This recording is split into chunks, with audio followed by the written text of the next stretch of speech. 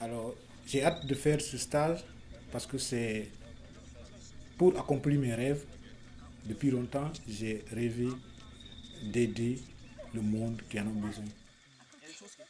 L'approche de la culture, on va être vraiment dans une autre culture et on va apprendre beaucoup du côté communautaire, vivre en groupe.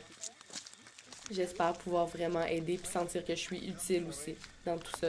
Puis sentir que ce que je fais a un but et un sens. D'aller à la rencontre de l'autre, de m'ouvrir aux autres plus généralement, tant aux gens dans mon groupe qu'aux gens en Afrique, à l'étranger. L'agriculture urbaine, ce qu'on va aller faire au Cameroun. Yeah, c'est un super futur pour moi. Puis pour les Camerounais.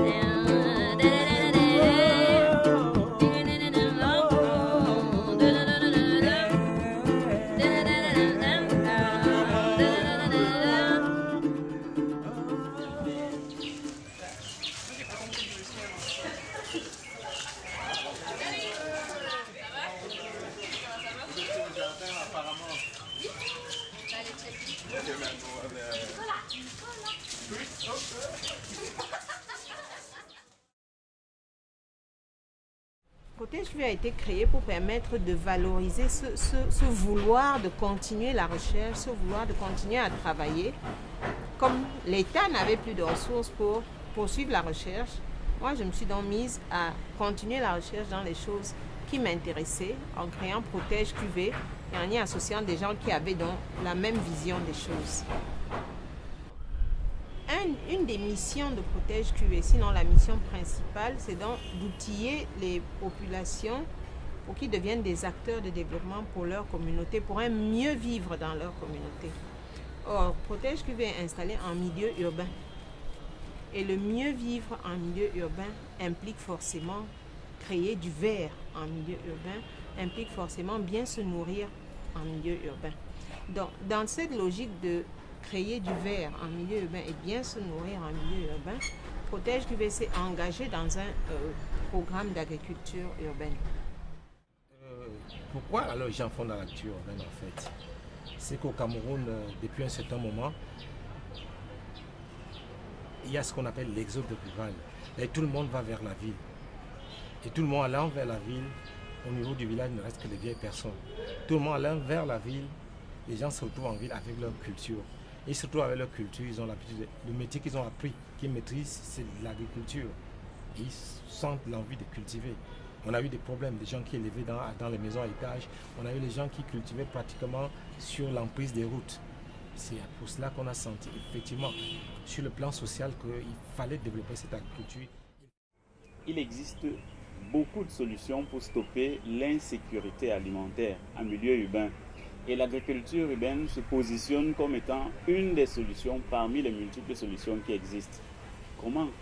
Parce qu'aujourd'hui, il faut conjuguer à la fois urbanisation et alimentation des populations avec le boom démographique que connaît la ville de Yaoundé, comme d'autres villes africaines aussi. Alors, une agriculture urbaine qui est pensée, qui est conçue et qui est bien orientée peut contribuer à réduire l'insécurité alimentaire.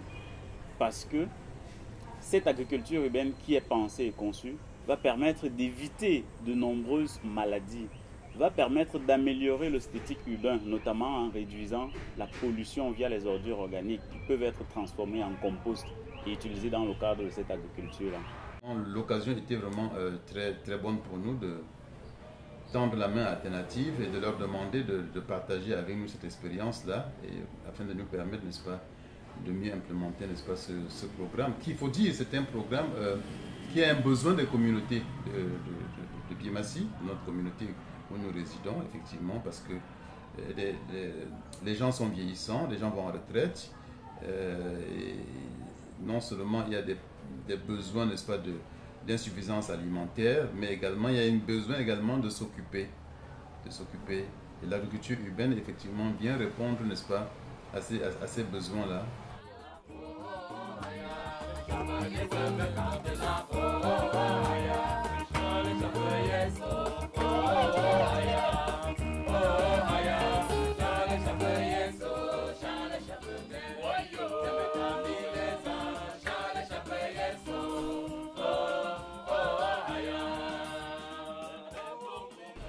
Au niveau de Protège QV, avec le partenariat d'Alternative Canada, on a mis en œuvre l'approche agriculture urbaine hors sol.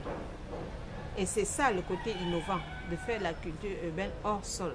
Ça veut dire que toutes ces surfaces de béton, ou toutes ces surfaces qui sont pour le moment libres, ou tous ces balcons d'appartements, peuvent être récupérés pour faire de l'agriculture. Ce que les gens n'avaient pas forcément en tête avant. Et c'est ça l'approche innovante du projet d'agriculture urbaine. Bien, avec les Canadiens, ce que j'ai appris jusqu'aujourd'hui et qui m'est allé droit au cœur, c'était la culture dans les bacs à double fond. C'est-à-dire que vous cultivez dans des bacs, vous maîtrisez l'eau. En fait, c'est un bac qui est à la terre. En fait, on limite un peu grossièrement le globe terrestre. Avec la nappe phréatique sur le double fond. Et là, on a cultivé dans des bacs à double fond. Et aujourd'hui, c'est en train de payer, vraiment, c'est en train de payer parce que dans la culture des bacs à double fond, vous maîtrisez l'eau, vous maîtrisez l'environnement, vous maîtrisez tout. Les conditions, l'hygrométrie, vous maîtrisez presque la plupart des paramètres qui augmentent les rendements. Vous les maîtrisez avec les bacs à double fond. Vraiment, c'est cet aspect-là que j'ai beaucoup plus bénéficié des Canadiens. Il y a d'autres aspects qui existaient ici, mais qui étaient mal exploités. Mais les bacs à réservoir d'eau, vraiment, c'est l'innovation que nous a apporté les Canadiens au Cameroun.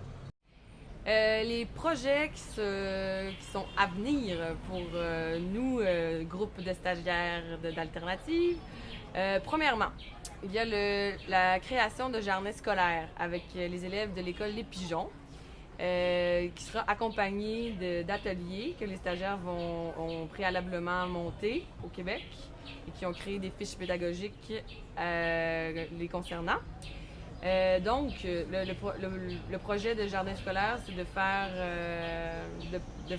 un jardin avec les élèves pour faire la pratique des ateliers qui ont été donnés.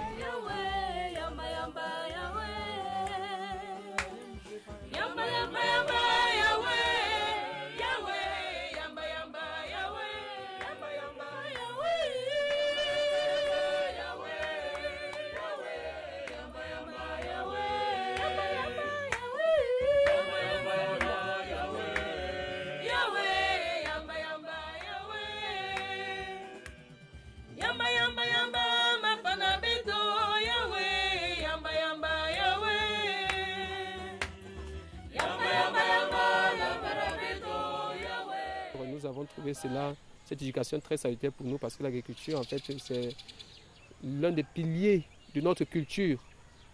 Bon, et si on perd ce repère, nous croyons que si on perd cette culture, nous sommes en train de perdre même nos origines.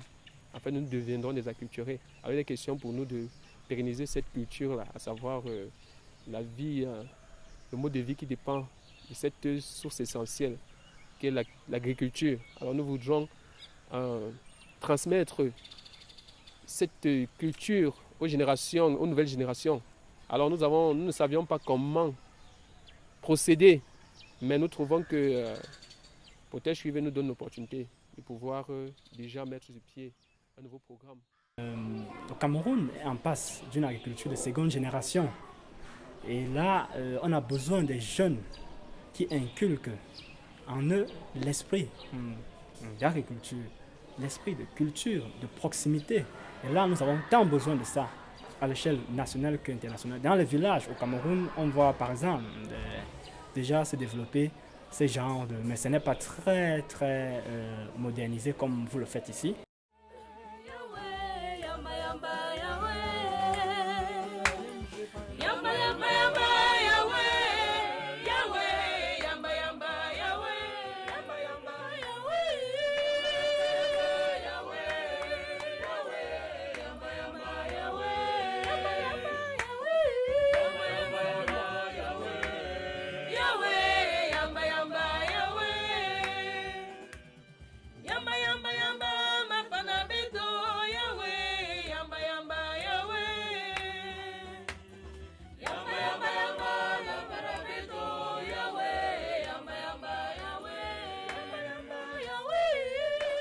vous allez continuer à vous occuper du jardin quand nous, on sera plus là?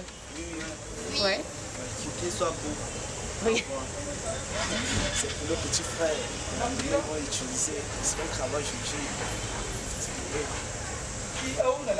Moi, j'aimerais être un agriculteur agronome. Deuxièmement, pour la sensibilisation à l'agriculture urbaine, les stagiaires devront animer une émission radio chaque samedi matin à 9h30, accompagné d'un animateur de la radio TBC, une radio communautaire de Guillemati. Accueillis cet après-midi dans le cadre de cette plateforme d'échange et de partage sur la technique innovatrice et culturelle biologie. Protège QV, promotion des technologies garantes de l'environnement et de la qualité de vie. C'est une ONG qui œuvre pour la formation des acteurs de développement à la prise de décision. Troisièmement, il faut que les stagiaires montent un kiosque informatique d'information en fait, sur l'agriculture urbaine. Donc, on a une salle ici à Protège QV qui nous est allouée pour la conception.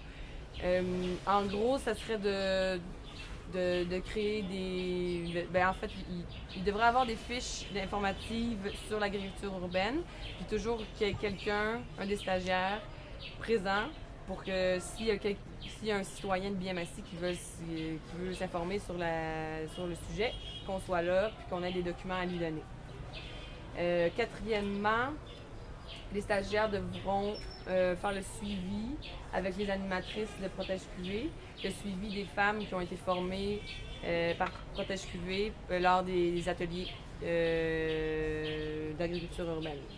Ils disent que c'est parce qu'elles ne veulent plus aller acheter du n'importe quoi. Parce que déjà dans la route, parfois on voit des salades, on voit des fruits qu'on les a récoltés, on les a cultivés avec de l'eau pas potable. Déjà quand ces femmes viennent ici, elles voient que non, elles-mêmes peuvent produire elles peuvent elles-mêmes produire leurs fruits, leurs légumes et les manger et elles trouvent ça vraiment très bien.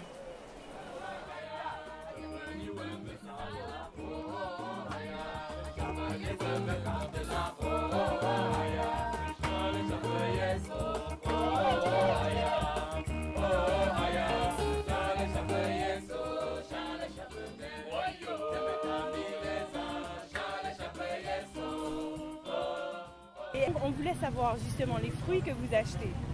Est-ce que vous connaissez la provenance? Où ils sont produits, où ils sont cueillis? Il y a d'autres qui produisent, il y a d'autres qu'on récolte à l'ouest. Ça vient directement de l'ouest? Oui, d'autres à Douala, d'autres au centre même. Ok. Et est-ce que vous vous renseignez à savoir si les fruits justement ils ont été produits avec des pesticides ou avec de l'eau propre, de l'eau saine? Ou est-ce qu'on peut savoir ça ou on ne peut pas? Des fois on demande pas. Une fois qu'elles viennent, lorsqu'on fait une seule formation, elles restent maintenant par conviction parce qu'elles savent qu'à partir de ce qu'on fait ici, là, elles peuvent reproduire ça à la maison pour pouvoir s'alimenter, changer le mode alimentaire et aussi être dans un lieu de femmes où ils peuvent échanger les sujets qui concernent la femme urbaine. Je fais l'agriculture urbaine à cause de la vie difficile. Bon. Et ça m'aide à m'occuper d'une part. Et puis pour ne pas trop chercher de quoi faire ou bien pour m'occuper. Oui. Bien. Donc de temps en temps, nous sommes obligés d'aller vers elles et leur dire que ce que nous faisons ici c'est pas du jeu. Nous voulons vraiment que l'agriculture urbaine ici au Cameroun se pratique parce que nous sommes vraiment exposés à beaucoup de maladies. Donc nous voulons être autonomes. Je ne sais pas si on peut rester sans faire l'agriculture, hein, je ne sais pas. Pour moi, ça m'intéresse et puis ça me rend aussi service. Hein, parce que quand il y a le maïs ici, je n'achète plus. J'entre dans le champ, je cueille seulement le maïs, je mange. C'est bien quand le maïs frais hein, pour la santé.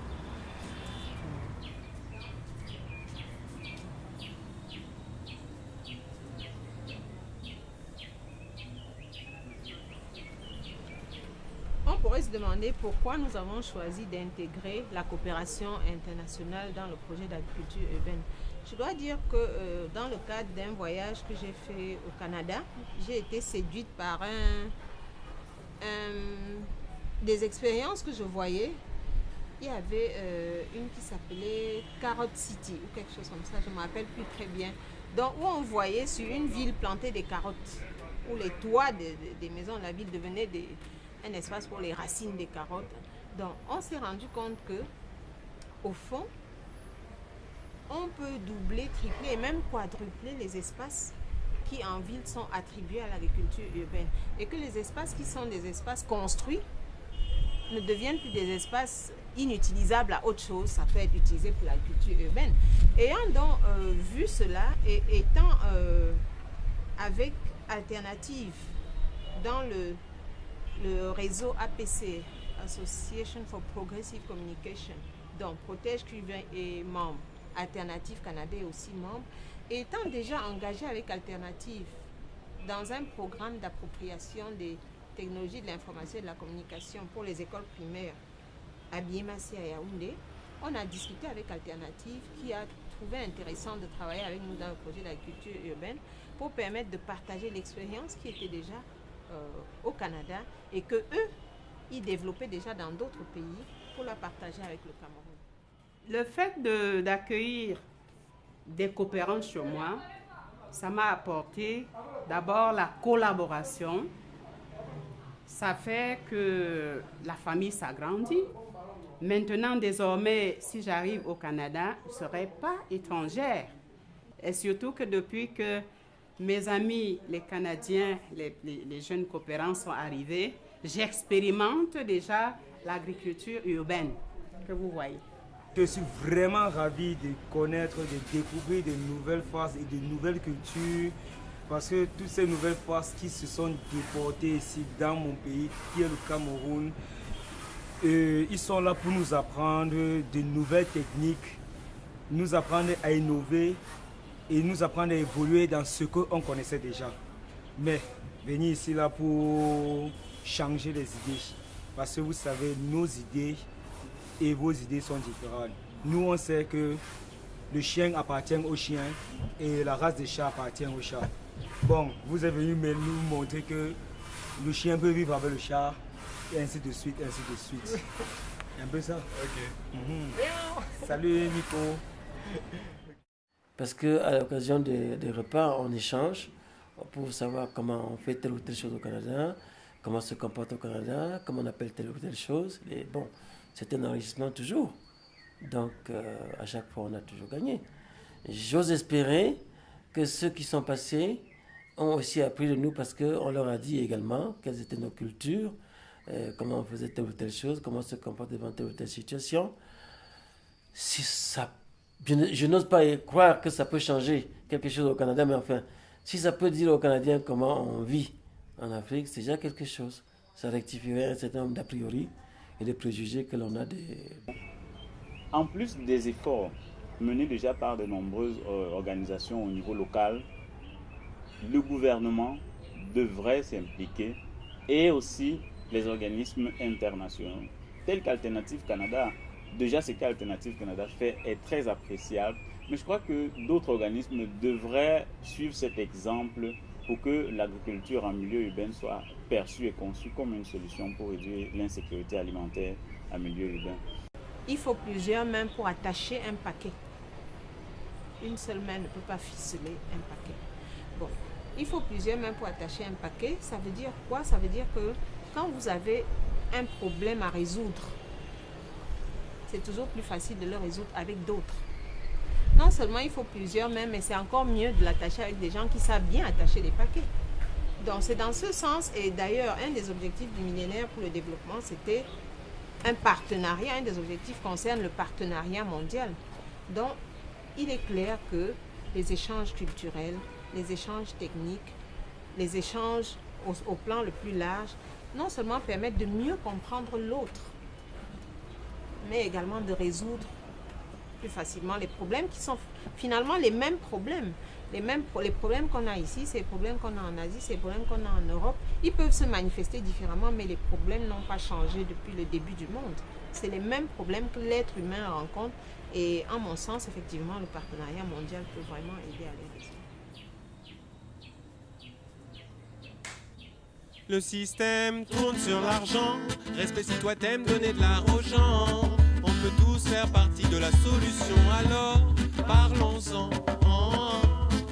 J'ai soif de vérité, les infos ont tendance à m'irriter.